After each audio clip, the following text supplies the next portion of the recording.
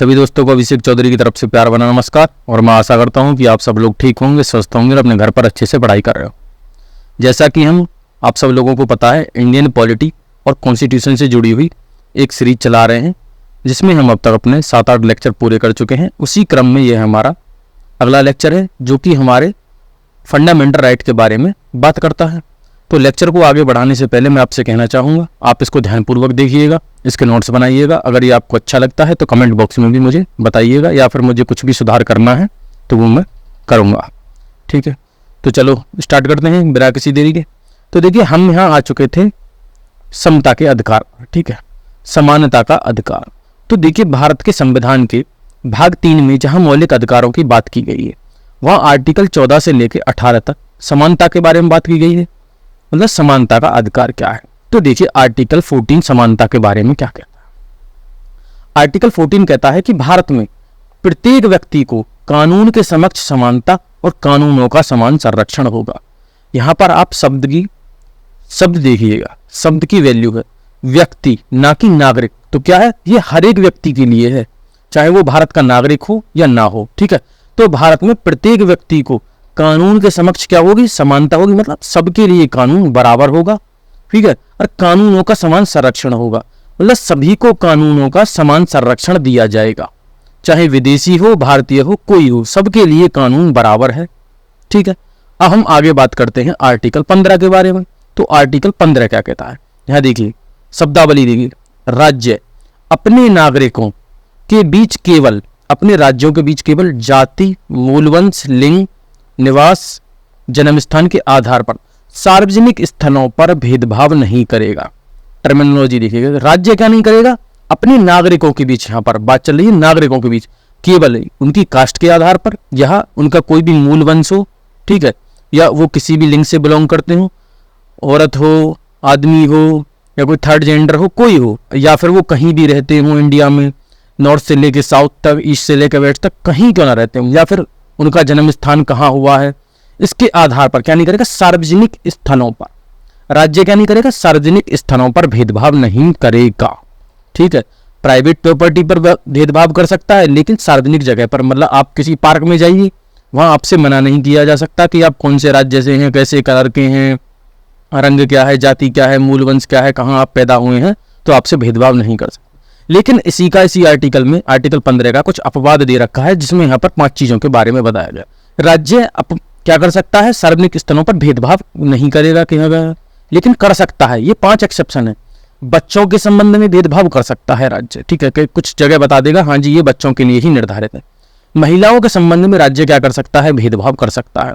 SC के पक्ष में कर सकता है, मतलब शेड्यूल्ड कास्ट के और शेड्यूल्ड ट्राइब्स के पक्ष में राज्य क्या कर सकता है, भेदभाव। या फिर किसी दुर्बल के पक्ष में भेदभाव किया जा सकता है। दुर्बल मतलब कोई भी डिसेबल्ड पर्सन हो, ठीक है, कोई भी फिजिकली रूप से चैलेंज पर्सन हो या मेंटली रूप से हो, तो उसके संबंध में राज्य क्या कर सकता है, भेदभाव कर सकता है। तो आपकी समझ में आई। 14 क्या कहता है कि सभी व्यक्ति कानून के समक्ष समान होंगे और कानूनों का समान संरक्षण प्राप्त होगा। 15 क्या कहता है, राज्य भेदभाव नहीं करेगा नागरिकों के बीच। ठीक है, कहीं भी पैदा हुए हो, कहीं पर जन्म हुआ हो, कैसे कलर के हो, किसी जाति से बिलोंग करते हो। लेकिन 5 अपवाद आपको बता चुके हैं, महिलाएं हैं, बच्चे हैं, SC ST, और या फिर किसी दुर्बल के पक्ष में भेदभाव किया जा सकता है। अब देखिए आर्टिकल 16 क्या कहता है, अनुच्छेद 16। अनुच्छेद 16 कहता है आपसे, राज्य के अधीन, मतलब जो राज्य के अधीन नियोजन में अवसर की समानता होगी। यहां पर बेसिकली बात की जा रही है राज्य में नौकरी के संबंध में, ठीक है, सरकारी नौकरी। और धर्म, जाति, मूलवंश, लिंग, निवास, जन्म स्थान या उत्पत्ति के आधार पर नागरिकों के बीच भेदभाव नहीं किया जाएगा। कुल मिलाकर गवर्नमेंट अगर कोई भी नौकरी निकालेगी तो उसमें क्या होगा, अगर किसी आदमी की धर्म, मूल वंश, जाति, लिंग, कहाँ ही वो पैदा हुआ है राज्य में, उसके साथ क्या नहीं करेगा, वो भेदभाव नहीं करेगा सरकारी नियोजन में। ठीक है, अब देख ले, लेकिन इसके 3 अपवाद भी बताए हैं।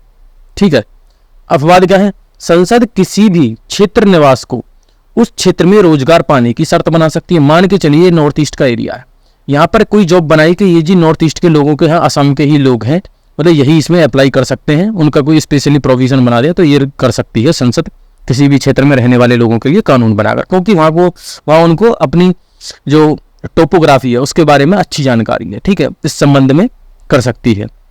अगला देखते हैं, धार्मिक संस्था से संबंधित पद को उस धर्म विशेष के लिए आरक्षित कर सकती है। मान के चलिए कोई भी धार्मिक संस्था है, कोई भी मस्जिद है, तो मस्जिद का जो इमाम बनेगा वो मुसलमान ही बनेगा, या फिर हिंदू है तो वो हिंदू मंदिर का ही पुजारी बनेगा। यह राज्य कर सकता है, ठीक है, नियोजन में। अगला देखिए, नागरिकों की किसी पिछड़े वर्ग के लिए विशेष प्रावधान किए जा सकते हैं। पिछड़े वर्ग के लिए क्या किए जा सकते हैं? विशेष प्रावधान किए जा सकते हैं, जो कि आर्टिकल हमें क्या बताता है? आरक्षण के बारे में। देखिए आर्टिकल 16 क्लॉज 4 हमें आरक्षण के बारे में बात करता है, बस आप ये समझिए। अब देखिए आगे क्या होता है। देखिए प्रथम पिछड़ा वर्ग आयोग जो बनता है, जो कालेलकर आयोग के नाम से जाना जाता है, 1953 में उसका गठन होता है, ठीक है। राष्ट्रपति के द्वारा आर्टिकल 340 की शक्ति का प्रयोग करते हुए राष्ट्रपति क्या करते हैं? प्रथम पिछड़ा वर्ग आयोग, जिसे हम कालेलकर आयोग भी कहते हैं, 1953 में उसका गठन करते हैं। यहाँ से आपको दो चीजें समझ में आएंगी, एक तो पिछड़ा आयोग का गठन कौन करते हैं? राष्ट्रपति जी करते हैं, और दूसरा किस आर्टिकल की शक्ति के तहत? आर्टिकल 340 के तहत राष्ट्रपति को यह पावर है। देखिए अब दूसरा पिछड़ा वर्ग आयोग कब बनता है? जिसे हम मंडल आयोग कहते हैं, मंडल कमंडल, ठीक है। 1979 में इसका गठन होता है। ये क्या करता है? देखिए इसने जाति को पिछड़ेपन का आधार बनाया। इसने बताया कि जो जाति है ना, वही लोगों के पिछड़ेपन का आधार है, ना कि आर्थिक जो पिछड़ापन है वो, क्योंकि सामाजिक रूप से आदमी पिछड़ा हुआ है, ना कि आर्थिक रूप से, ठीक है। सामाजिक रूप से आदमी को बराबर में लेके आना है, समानता लानी है, आर्थिक रूप से तो आ जाएगा, ठीक है। तो हमारे यहाँ जो हमारी सोसाइटी है इंडिया में, हम यहाँ जो आदमी है उसको जाति के आधार पर क्या किया जाता है? जज किया जाता है। देखिए इसने ओबीसी के लिए नौकरियों में 27% आरक्षण की सिफारिश की। ये भी आपसे पूछा जा सकता है कि कौन से पिछड़ा वर्ग आयोग ने कि ओबीसी के लिए, अदर बैकवर्ड क्लासेस के लिए नौकरियों में 27% आरक्षण की सिफारिश की। तो कौन सा था वो? तो द्वितीय पिछड़ा वर्ग आयोग था, जिसे मंडल आयोग के नाम से भी जाना जाता है, जिसका गठन 1979 में होता है, ठीक है, वीपी सिंह की सरकार में। अब देख लेते हैं आर्टिकल 17 के बारे में। आर्टिकल 17 क्या कहता है? देखिए आर्टिकल 17 आपसे छोटी सी बात कहता है कि अस्पृश्यता का अंत करने की बात करता है। आर्टिकल 17 कहता है कि अस्पृश्यता का अंत मतलब अनटचेबिलिटी का अंत। देखिए अस्पृश्यता को समाप्त करने की व्यवस्था, और किसी भी रूप में, मतलब किसी भी रूप में अस्पृश्यता हो, इसका आचरण निषिद्ध करता है। इसे आप मतलब किसी भी रूप में परफॉर्म करें, उसका आचरण की क्या करता है? राज्य मना ही करता है। तथा अस्पृश्यता से उपजी किसी भी निर्योग्यता को लागू करना अपराध होगा। इसमें दो चीज बताई गई, मौलिक अधिकार भी है, लेकिन अगर आप ऐसा करते हैं किसी के साथ, अस्पृश्यता करते हैं, तो आपको क्या है? अपराधी घोषित किया जा सकता है, ठीक है। आई बात आपकी समझ में? अब देखें, इसी को ध्यान में रखते हुए भारत की संसद ने अस्पृश्यता अपराध अधिनियम 1955 को पारित किया, ठीक है। 1976 में इसमें संशोधन कर दिया गया और इसका नाम रख दिया गया नागरिक जन अधिकारों की रक्षा अधिनियम 1955 पास कर दिया गया। इसका नाम बदल के 1976 में। अब देखिए जिसमें क्या किया गया, इसमें दंडिक उपबंध और सख्त बनाए गए। मतलब अस्पृश्यता रुक नहीं रही थी भारत में, आजादी के बाद संविधान में आर्टिकल था ही, फिर भी नहीं रुक रही, तो संसद ने क्या किया? एक कानून बना दिया, ठीक है। अब देखिए इसमें क्या कर दिया कि 6 माह का अगर आप किसी के साथ अस्पृश्यता कर सकते हैं। मान के चलिए आप किसी नाई की दुकान में गए, आप उससे ये नहीं कह सकते कि आप फलानी जाति के व्यक्ति हैं, ढिकानी जाति के व्यक्ति हैं, कि आप मेरे बाल मत काटिएगा कि मैं अपवित्र हो जाऊंगा। या किसी को आप कहीं गए, कोई सार्वजनिक जगह है, ठीक है, वहाँ पानी है, मतलब कोई भी नदी बह रही, तो आप उससे मना नहीं कर सकते, उससे अनटचेबिलिटी नहीं कर सकते कहीं भी, ठीक है। ये क्या होगा? एक अपराध और होगा, जो कि दंडनीय है इसमें आर्टिकल 17 में, ठीक है। अस्पृश्यता के अंत की बात करता है आर्टिकल 17, ये आपको ध्यान रखना है। इसमें इतना ही पूछा जाता है, अगर आप ऐसा करते हैं तो आपको 6 महीने की कारावास दी जाएगी और 500 रुपये का दंड भी दिया जा सकता है, या फिर दोनों चीजें भी दी जा सकती हैं। और जो दोषी व्यक्ति होगा वो संसद या राज्य विधानमंडल का चुनाव नहीं लड़ सकता, उसे अयोग्य घोषित कर दिया जाएगा। लेकिन आप वर्तमान रूप में देखेंगे तो अनटचेबिलिटी आज भी विराजमान है हमारे यहाँ, ठीक है।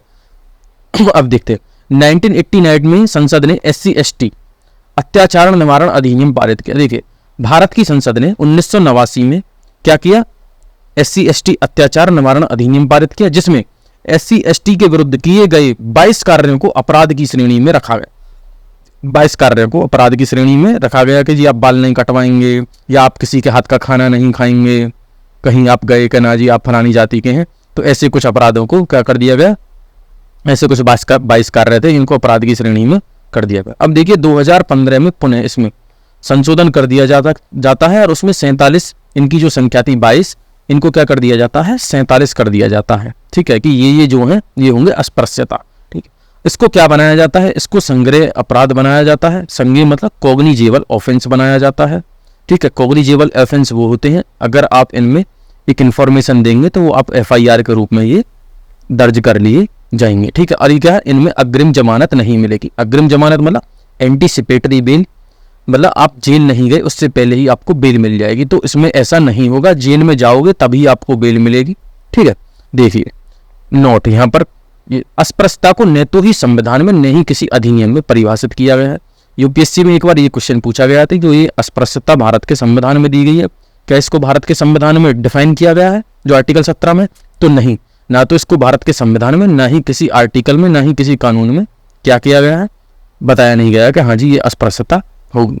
ठीक है, तो आप इस बात को ध्यान रखिएगा। अब देखिए आर्टिकल 18, आर्टिकल 18 कहता है खाली उपाधियों का अंत। उपाधियों का अंत कैसे? देखिए आर्टिकल 18 द्वारा राज्य को उपाधि प्रदान करने तथा नागरिकों और अनागरिकों को उपाधि ग्रहण करने से प्रतिसिद्ध करता है। मतलब आर्टिकल 18 हमको ये बताता है कि राज्य में कि ना तो आप उपाधि, आप चाहे राज्य के नागरिक हो, ठीक है, चाहे आप गैर नागरिक हो, ना तो आप उपाधियां ग्रहण करेंगे, ना ही भारत का जो राज्य है वो किसी आदमी को उपाधि देगा। ठीक है, लेकिन इसके अपवाद हैं। अगर आप कहेंगे इसके अपवाद क्या हैं, ठीक है, इसके अपवाद है कि सेना में सेना मेडल दिया जाता है। ठीक है, और क्या है, विद्या में एकेडमिक रूप से आपको उपाधि दी जा सकती है, डॉक्टर की उपाधि, ये सब उपाधि आपको दी जाती है। ठीक है, देखिए यह सिर्फ क्या है, ये है निर्देशात्मक, मतलब आपको निर्देश दिए गए हैं, ना कि ये आदेशात्मक है। मतलब उल्लंघन दंडनीय नहीं है, अगर आप इनका उल्लंघन करते हैं ये दंडनीय नहीं है। यद्यपि संसद क्या है, कानून बना सकती है और उसमें दंड का प्रावधान कर सकती है। अब आप कहेंगे इसमें एक केस आता है 1996 का, बालाजी राघवन बनाम भारत संघ, सुप्रीम कोर्ट में। इसमें दो चीजों में अंतर किया जाता है, क्योंकि भारत में भारत रत्न दिए जा रहे थे, तो वहां पर बताया जाता है कि दो चीजें होती हैं, एक होती है उपाधि और दूसरा होता है सम्मान। उपाधि जो होती है वो बुरी चीज होती है, जिसे हम नकारात्मक रूप में लेते हैं, और उसमें क्या होता है, एक निहित स्वार्थ होता है। अब मान के चलिए पहले क्या होता था ब्रिटिश काल में, जैसे सिंधिया हुए कि जी इनको 22 तोपों की सलामी मिली, किसी को 24 तोपों की, किसी को 7 तोपों की, किसी को 2 तोपों की, तो सबको क्या चाहिए, ज्यादा से ज्यादा तोपों की सलामी चाहिए। ठीक है, तो ये क्या था, ये थी उपाधि। तो इसमें उनका निहित स्वार्थ था अंग्रेजों का, और हमारे यहाँ के जो राजा थे उनकी अपना एक अभिमान था कि हमको जी उपाधि मिली है, वो अंग्रेजों के पक्ष में काम करते। तो ये गलत चीज थी। दूसरा जो ये है सम्मान, सम्मान होता है अच्छा, जिसे हम बोलते हैं सकारात्मक रूप में लेते हैं, और ये अच्छे कार्य प्रदान करने के लिए दिया जाता है। ठीक है, अब देखिए भारत रत्न जो है आपका उपाधि के अंतर्गत नहीं आते हैं, क्योंकि इनका प्रयोग अलंकृत व्यक्ति के नाम के आगे या पीछे नहीं किया जा सकता है। आप ये नहीं बोल सकते कि भारत रत्न ये है, ठीक है, उसके नाम के सामने नहीं लगेगा। आई बात समझ में? अब देखते हैं स्वतंत्रता का अधिकार। जो स्वतंत्रता का अधिकार है, freedom of right to freedom, जो आर्टिकल 19, 20, 21, 21A और 22 में दिया गया है भारत के संविधान के अंतर्गत, जहां पर स्वतंत्रता की बात की गई। अब देख लेते हैं हम स्वतंत्रता के बारे में। जो भारत के संविधान का आर्टिकल 19 है, यह प्रत्येक नागरिक को 6 प्रकार की स्वतंत्रताएं प्रदान करता है। देखिए article 19 clause 1 sub clause A में क्या कहता है, विचार और अभिव्यक्ति की स्वतंत्रता, मतलब प्रत्येक जो भी व्यक्ति होगा उसको अपने विचार, मतलब जो उसके थॉट्स है, और जो अभिव्यक्ति जो एक्सप्रेस करता है उसकी स्वतंत्रता होगी। मतलब आपको पत्रकारिता करते हैं आप, तो आपको अपनी बात रखने का अधिकार होगा। कोई आप आर्टिकल लिखते हैं न्यूज़पेपर में, टीवी पे कोई फिल्म बनाते हैं, कुछ भी बनाते हैं, ये आपकी निजी अभिव्यक्ति की स्वतंत्रता है। ठीक है, आप कह सकते हैं कि जी ये हमारी स्वतंत्रता है, जो कि एक लोकतंत्र का महत्वपूर्ण अंग है और सबसे बहुत ही ज्यादा मुख्य गुण है जो किसी लोकतंत्र को जीवंत बनाता है। आर्टिकल 19 क्लॉज बी ये क्या कहता है, शांतिपूर्ण और शस्त्र रहित सम्मेलन की स्वतंत्रता दी गई है।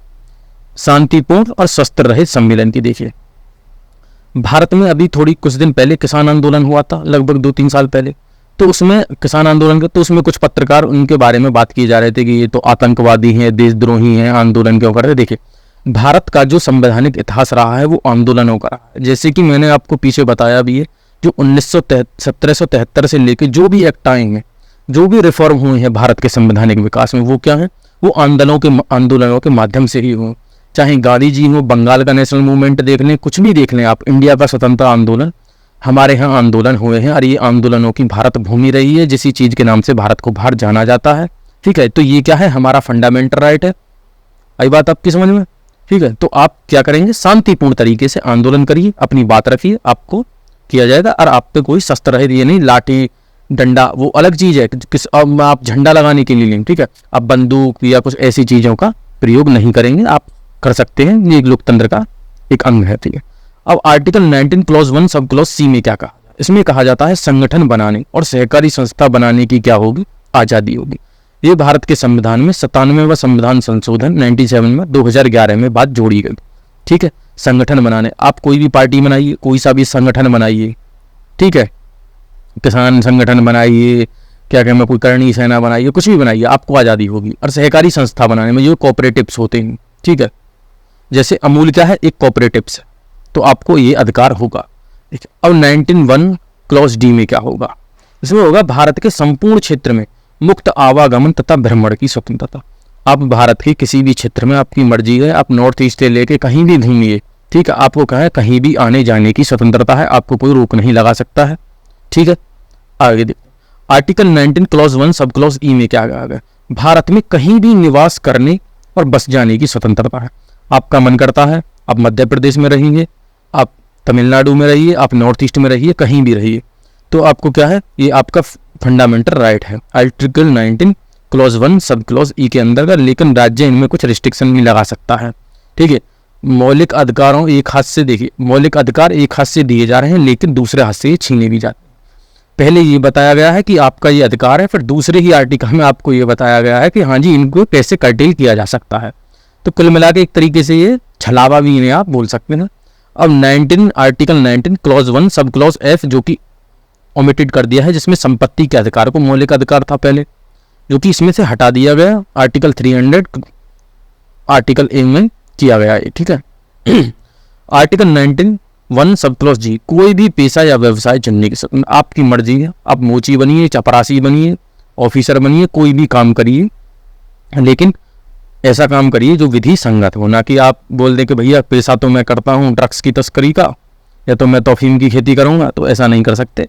ठीक है, लेकिन देखिए आप, लेकिन इनमें से प्रत्येक जो भी स्वतंत्रता दी गई है उस पर सीमाएं लगाई गई। सीमाएं कैसे, जब आप क्या करेंगे, इनमें सीमा क्या है, अगर ऐसा आप कोई भी कार्य करते हैं उससे भारत की संप्रभुता एवं अखंडता को खतरा होता है, ठीक है, तो ये आपका आर्टिकल चला जाएगा, आपकी जो फंडामेंटल राइट है गायब हो जाएगा। ठीक, दूसरा, राज्य की अगर सुरक्षा से संबंधित मामला आता है कि आप तमंचा पिस्टल या AK-47 लेके आंदोलन करेंगे, तो भैया आपको पुलिस उठा के धर लेगी और 2 चवाटे लगाएगी और जेल में बंद कर देगी। लोक व्यवस्था, लॉ एंड ऑर्डर अगर आपका डिस्टर्ब होता है तो धारा 144 DM साहब लगाएंगे, कोई भी एग्जीक्यूटिव मजिस्ट्रेट और आपकी जेल में पुनरावृत्ति घोषित कर देंगे एक बार में। सदाचार, आपको एकदम इज्जत के तरीके से रहना होगा, ठीक है, अगर इसमें कोई खतरा आता है तो गड़बड़ हो जाएगी। अपराध के लिए उकसाना, आप अगर कोई ऐसा भड़काऊ भाषण देते हैं ओवैसी की तरह कि जी 15 मिनट के लिए पुलिस हटा दीजिए, हम ये सब कर देंगे, तो ये आपका फंडामेंटल ये नहीं है कि हमारी जो फ्रीडम ऑफ स्पीच और एक्सप्रेशन है, वाक और अभिव्यक्ति की स्वतंत्रता है, हम ये बोलेंगे। ठीक है, या कोई भी हिंदू दल बोलता है या कोई भी बोलता है कि जी आप पुलिस हटा दो या ये कर दो, हम इनको काट देंगे मार देंगे, तो ऐसा आप करेंगे तो तुरंत जेल में जाएंगे, सीधी बात है। या फिर आप न्यायालय की अवमानना करते हैं, अवमानना मतलब न्यायालय का कोई डिसीजन आता है कि हाँ जी राम जन्मभूमि पे जैसे डिसीजन आता है, ठीक है, अगर उस पर कोई भी समुदाय अगर गड़बड़ करता है तो ये आपको तुरंत उठा के जेल में धर देंगे। आप किसी की मानहानि करते हैं, मानहानि मतलब आर्टिकल 40 जो IPC में बारे में आर्टिकल नहीं, IPC की धारा 499 और 500 जो कि किसकी बात करती थी, हमारी करती थी मानहानि की बात। ठीक है, मानहानि मतलब आप किसी के भी सम्मान को, मान के चलिए किसी ने चोरी नहीं की, आप अंबानी जी पर आरोप लगाइए कि जितना धन चुरा लिया, ये कर लिया, वो कर लिया, तो आप पे वो मानहानि का केस कर देंगे। ठीक है, अब देखिए आगे, जैसे कि अरुण जेटली साहब के बारे में, जो हमारे पूर्व वित्त मंत्री जी फॉर्मर, जो अब नहीं है इस दुनिया में, उन पर केजरीवाल जी ने आरोप लगाए थे। उन्होंने कोर्ट में चैलेंज कर दिया क्योंकि वो लॉयर थे कि भैया मेरी मानहानि हुई है ऐसे ऐसे, या तो केजरीवाल से प्रूफ करें। अब केजरीवाल जी को मजबूरन या तो जेल जाते या फिर माफ़ी मांगो, तो उन्होंने माफ़ी मांगी अरुण जेटली जी से, क्योंकि नेता तो बड़ी बड़ी बात करते हैं। अब देखते हैं, विदेशी राज्य से मित्रतापूर्ण अगर आपके संबंध है, मान के चलिए अमेरिका के राष्ट्रपति भारत आ रहे हैं या फिर इजराइल के राष्ट्रपति भारत आते हैं और हमारे देश में कुछ समुदाय ऐसा काम करते हैं कि जी गो बैक, या आप यहाँ से जाइए, आप ये हैं कि फलाने विरोधी हैं, तो अगर ऐसा होगा तो उठा के आपको तुरंत जेल में धर दिया जाएगा। ठीक है, तो एक हाथ से अधिकार दिए जा रहे हैं, दूसरे हाथ से छीने जा रहे हैं, मतलब कि एब्सोल्यूट नहीं है। मैंने आपको पहले भी बताया था कि इनकी क्या विशेषताएं। अब देख लेते हैं आर्टिकल 20। आर्टिकल 20 क्या कहता है? आर्टिकल 20 कहता है कि अपराध के लिए दोष सिद्धि के संबंध में संरक्षण। मतलब किसी भी व्यक्ति ने अगर कोई अपराध किया है तो उसे दोष सिद्ध, मतलब जब तक वो प्रूव नहीं हो जाए कि उसने क्या अपराध किया है, उसमें उसको संरक्षण प्रदान करता है। देखिए किसी भी अभियुक्त मतलब दोषी करार व्यक्ति, नागरिक, विदेशी और कंपनी व काउंसिल का कानूनी व्यक्ति हो, उसके विरुद्ध मनमाने और अतिरिक्त दंड से संरक्षण प्रदान करता है। इस संबंध में 3 व्यवस्थाएं हैं। कोई भी व्यक्ति हो, उसे आप मनमाने तरीके से गिरफ्तार कर लेते हैं, ठीक है, उस पर अतिरिक्त दंड लगाते हैं, उससे यह आर्टिकल 20 क्या है, उसको संरक्षण प्रदान करता है। यह बहुत ही ज्यादा मोस्ट इंपॉर्टेंट आर्टिकल है पुलिस के विरुद्ध, ठीक है। अब यहाँ पर देखते हैं, इसमें 3 प्रकार की बात की गई है। सबसे पहली बात की गई भूतलक्षी विधेयक की मनाही करता है। अब यहाँ पर यह बात आई है भूतलक्षी विधेयक। भूतलक्षी विधेयक का मतलब क्या है? मान के चलिए आज की डेट में आपने कुछ ऐसा कार्य किया कि जो आज की डेट में अपराध नहीं है, आगे चल के 2027 या 25 में संसद कोई ऐसा कानून बना देती है कि हाँ जी ये चीज क्या है, क्राइम है, तो इस बिहाफ पे आज जो वो कानून है आपको जेल नहीं भेजा जा सकता, मतलब वो भूतलक्षी तरीके से लागू नहीं होगा। आई बात आपकी समझ में? यही भूतलक्षी विधेयक की मनाही करता है। ऐसे तो मान के चलिए किसी सरकार ने आज की डेट में कोई कार्य किया और अगली सरकार आए यार एक कानून बना दे कि जी आप अगर ये काम करोगे तो जेल जाओगे, तो पिछले वाले नेता तो सारे जेल में चले जाएंगे। ऐसे तो डेमोक्रेसी कोलैप्स कर देगी। तो कोई भी अपने विरोधियों को हटाने के लिए यही काम करेगा। तो जब ही तो कहते हैं हमारे कॉन्स्टिट्यूशन की ब्यूटी, आर्टिकल याद करने से कोई फायदा नहीं है, इसे आप आम जिंदगी में इंप्लीमेंट करिए, ठीक है। देखिए भूतलक्षी विधेयक, किसी व्यक्ति को तब तक अपराधी घोषित नहीं किया जा सकता जब तक कि उसने अपराध के समय लागू, मतलब किसी भी व्यक्ति को तब तक आप अपराधी घोषित नहीं कर सकते जब तक अपराध के समय लागू किसी कानून का उल्लंघन नहीं किया हो। मतलब अपराध जब उसने किया है उस टाइम पे अगर वो कानून ना हो और उसे उस कानून में प्रस्तावित सजा से अधिक सजा नहीं दी जा सकती। इसमें 2 बात की गई है। एक तो आप उसने जो उस टाइम का कानून है, ठीक है, जब तक वो लागू नहीं है और उसका उल्लंघन नहीं किया है तो आप उसको अपराध भी नहीं कर सकते। और दूसरा, जो अपराध उसने किया है उसके लिए जितनी प्रस्तावित सजा है उससे अधिक सजा आप नहीं दे सकते। ये क्या है? भूतलक्षी विधेयक। अगला क्या कहता है? दोहरे दंड की मनाही करता है। दोहरे दंड की क्या मनाही? देखिए इसमें समझ, किसी व्यक्ति को एक ही अपराध के लिए एक से अधिक बार दंड नहीं किया जा सकता। मान के चलिए आज की डेट में किसी आदमी ने मर्डर कर दिया, मर्डर के लिए 7 साल या 14 साल की आजीवन कारावास है, उसको करने के बाद वो छूट जाता है व्यक्ति, तो अगली सरकार आकर उसे 50 साल कर देती है कुछ के, तो उसको दोहरा दंड नहीं दिया जा सकता। एक ही क्राइम के लिए दोहरे दंड की मनाही है। आई बात आपकी समझ में? ठीक। अगला है तीसरा क्या कहता है? आत्म अभिशंसन की मनाही करता है। आत्म अभिशंसन का मतलब क्या है? देखिए किसी व्यक्ति को अपने ही विरुद्ध गवाही देने के लिए बाध्य नहीं किया जा सकता। मान के चलिए आपने चोरी नहीं की, पुलिस आपको उठा के थाने ले गए, दांत पे 2 लपाड़े लगाए, 2 लपाड़े लगाने के बाद आपसे बोल दिया कि हाँ जी आपने तो ये चोरी करी है। आप पुलिस के सामने भाई या तो पीटेगी या फिर भाग जाओ, तो कोई भी व्यक्ति ये बोल देगा भाई। अब ये मिथुन की फिल्म तो चल नहीं रही कि कितना ही बजे या सनी देओल की मार ले, ठीक है। तो ऐसी चीजों से तो आपको पुलिस के सामने आप गवाही दे देंगे कि हाँ जी बिल्कुल कि मैंने तो जी चोरी करी है। तो आपको अगर पुलिस के सामने आपने गवाही दी, उसके बाद आपको मजिस्ट्रेट के सामने 24 घंटे में प्रेजेंट करेगा। अब जाके मजिस्ट्रेट के सामने मना कर दो, कहा जी मैंने तो नहीं किया, पुलिस ने तो भैया हमारे 2 लपाड़े लगाए, हमने इस लेटर के मारे बोल दिया हमने अपराध किया। इसलिए आपने पुलिस के सामने कोई भी कन्फेशन दिया है आईपीसी के इंडियन एविडेंस के अंतर्गत, उसकी धारा 24 और 25 ये कहती है कि पुलिस के सामने दिया हुआ स्टेटमेंट माना नहीं जाएगा, ठीक है। देखिए चाहे वो ओरली हो या डॉक्यूमेंट्री हो, ठीक है। देखिए इस मामले में आपका एक केस आता है सुप्रीम कोर्ट का, बहुत ही इंपॉर्टेंट, सेल्वी वर्सेस कर्नाटक राज्य 2010 का। इसमें 3 जजों की बेंच बैठती है जो कि क्या कहती है? यूनानिमसली, ठीक है, मतलब एक सुर में कहती है कि अगर कोई भी एक्यूज्ड है उसकी स्पष्ट सहमति के बिना, अगर वो स्पष्ट अपनी सहमति नहीं देता है, उसका नार्को एनालिसिस, ब्रेन मैपिंग और पॉलीग्राफी टेस्ट नहीं किया जा सकता बिना उसकी मर्जी की, ठीक है। सेल्वी बनाम कर्नाटक राज्य में यह बात कही गई और इस पर रोक लगाई गई सुप्रीम कोर्ट के द्वारा। कोई भी आपसे कहता है जैसे पुलिस वाला कहाँ चल तेरा नार्को टेस्ट कराऊंगा, ठीक है, तो वो आपको केवल डरा रहा है, आपकी बिना सहमति की ये नहीं हो सकता है, ठीक है। आगे चलते हैं। आर्टिकल 21। आर्टिकल 21 बहुत ही ज्यादा मोस्ट इंपॉर्टेंट और बहुत ही ज्यादा जरूरी आर्टिकल है, इसको देखिए। प्राण एवं दैहिक स्वतंत्रता, right to protection of life and personal liberty important है, इसको देखते हैं हम। किसी भी व्यक्ति को उसके प्राण या दैहिक स्वतंत्रता से विधि द्वारा स्थापित प्रक्रिया के अनुसार ही वंचित किया जाएगा, अन्यथा नहीं। मान के चलिए किसी भी व्यक्ति ने अपराध किया है, ठीक है, जैसे आज की डेट में आरजीकर कॉलेज का मामला चल रहा है जिसमें बहुत ही ज्यादा जघन्य अपराध हुआ है। पुलिस जिन एक्यूज्ड को पकड़ के ले जाएगी उसके बाद उनका प्रॉपर ट्रायल चलेगा, प्रॉपर ट्रायल चलने के बाद ही उनको फांसी की सजा दी जा सकती है, अन्यथा नहीं। क्या किया गया? विधि द्वारा स्थापित प्रक्रिया, ठीक है, विधि द्वारा स्थापित प्रक्रिया यहाँ पर बात की गई है। मतलब ये जो कॉन्सेप्ट है ये जापान से लिया गया है, जो विधि द्वारा स्थापित प्रक्रिया है, ठीक है, प्रोसीजर एस्टेब्लिश बाय लॉ। और अमेरिका में क्या होता है? अमेरिका में होता है विधि की उचित प्रक्रिया, ठीक है, जो उन्हें लगे। देखिए अब मतलब उसकी जान नहीं ले सकती, आप एक प्रक्रिया के माध्यम से ले। देखिए जैसे कि कसाब ने हमारे यहाँ पुलिस ने पकड़ लेती है उसको 26/11 के हमले में, ठीक है, उसके बाद क्या होता है?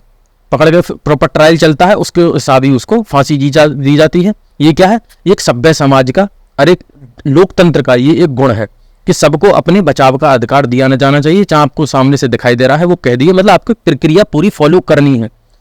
आपने कुछ दिन पहले एक मामला सुना होगा प्रियंका रेड्डी वाला, उसमें क्या हुआ? उस टाइम एनकाउंटर वाला मामला ज्यादा चल रहा था कि पुलिस एनकाउंटर कर रही है, लोग ताली बजा रहे हैं। तो प्रियंका रेड्डी जी का बलात्कार करने के बाद जघन्य तरीके से उनमें आग लगा दी गई। उसमें होता क्या है? एक ट्रक ड्राइवर को पकड़ के पुलिस उसका एनकाउंटर कर देती है, बाद में केस खुलता है, एनकाउंटर कर दिया, पुलिस को डीआईजी को माला पहनाई जा रही है, सब कुछ किया जा रहा है, ठीक है। उसके बाद क्या होता है? मामला खुलता है, सुप्रीम कोर्ट में जांच चलती है, पता चलती है कि वो जो व्यक्ति था वो एक इनोसेंट ट्रक ड्राइवर था जिसको पुलिस ऊपर से पॉलिटिकल प्रेशर के चक्कर में जबरदस्ती पकड़ के ले आई और उसको मार दिया गया एनकाउंटर के माध्यम से। बल्कि जो अपराधी निकले उस लड़की के साथ वाले प्रियंका रेड्डी जी के निकले। तो देखिए इस वजह से ये प्रॉपर ट्रायल जरूरी है। एक वजह को अगर कोई अपराध हुआ है हमें एकदम लगेगा हाँ जी ये बहुत गलत हुआ है, ये करना चाहिए, लेकिन यह सही नहीं है एक सभ्य समाज के लिए, क्योंकि आगे आपके खिलाफ भी कभी कोई ऐसी कार्रवाई हो सकती है, ठीक है। अब देखिए विधायिका तथा कार्यपालिका दोनों के विरुद्ध संरक्षण प्रदान करता है यह जो आर्टिकल 21 है। अब देख ले, इसमें एक केस आता है AK गोपालन बनाम मद्रास राज्य। इसमें जीवन का जो अधिकार है, राइट टू लाइफ को की सीमित व्याख्या की गई और जीवन का अर्थ केवल जीवित रहना माना गया। लेकिन 1978 में मेनका गांधी का केस आता है वर्सेस भारत संघ। इसमें इसकी व्यापक व्याख्या की जाती है और कहा जाता है कि जीवन का अर्थ केवल जीवन जीना नहीं है बल्कि मानवीय गरिमा के साथ, एक डिग्निटी के साथ, ह्यूमन डिग्निटी के साथ जीवन जीना है। अतः इसमें वे सारे अधिकार शामिल हैं जो मानवीय गरिमा से जीवन जीने के लिए जरूरी हैं। इसमें वे सारे अधिकार आएंगे जो मानवीय गरिमा से जीवन जीने के लिए जरूरी है, ना कि आपको खाली जीवन जीने, ऐसा तो जेल में डाल दो, ठीक है। अब देख लेते हैं इसमें कुछ ऐसे अधिकार है। कैसे? पासपोर्ट रखने का आपका अधिकार है, ठीक है, मेनका गांधी के केस में आया था। विदेश यात्रा करने का आपका फंडामेंटल राइट है। स्वच्छ जल और वायु का आपका फंडामेंटल राइट है। स्वच्छ पर्यावरण का आपका राइट, रोजी रोटी कमाने का आपका फंडामेंटल राइट है। निःशुल्क कानूनी सहायता, फ्री लीगल एड जिसे हम बोलते हैं। निद्रा आपकी मर्जी है भैया, मैं तो 10 बजे तक सोऊंगा, आपका फंडामेंटल राइट है। निजता का अधिकार है, राइट टू प्राइवेसी, ठीक है। गरिमापूर्ण मरने का अधिकार है, ठीक है, मतलब आप बीमार हो गए तो आपको गरिमापूर्ण तरीके से ही, एक कॉन्सेप्ट होता है यूथेनेसिया। अगर आपने गुजारिश मूवी देखी हो तो आपको पता चलेगा ऋतिक रोशन की, यहाँ मैं इसको ज्यादा एक्सप्लेन नहीं करूंगा। विवाह का अधिकार, अपनी मर्जी से शादी करने का अधिकार। यूपीएससी 2019 के पेपर में ये पूछा गया था, मैंने दिया था उस टाइम, तो ये किसी भी किताब में नहीं दे रखा था कि शादी का अधिकार क्या है हमारा मौलिक अधिकार। तो आपको थोड़ा अपना दिमाग यूज करना है, तब ये क्वेश्चन होंगे ऐसे, ठीक है। त्वरित सुनवाई का अधिकार होगा, ठीक है, फास्ट ट्रैक सुनवाई का। हथकड़ी लगाने के विरुद्ध, अगर किसी व्यक्ति को पुलिस घर से ही पकड़ के ले जाती है और हथकड़ी लगाती है तो उसका फंडामेंटल राइट है, वो नहीं लगा सकती, जेल में लगा सकती है लेकिन वैसे नहीं लगा सकती। सूचना का अधिकार, ठीक है, ये भी क्या है आपका फंडामेंटल राइट है। तो इस लेक्चर में इतना ही है। तो आपसे मैं उम्मीद करता हूं कि आपने लेक्चर ध्यानपूर्वक देखा होगा। अगर आप में कोई इसमें कोई कमी है तो मुझे कमेंट बॉक्स में बताइएगा। धन्यवाद।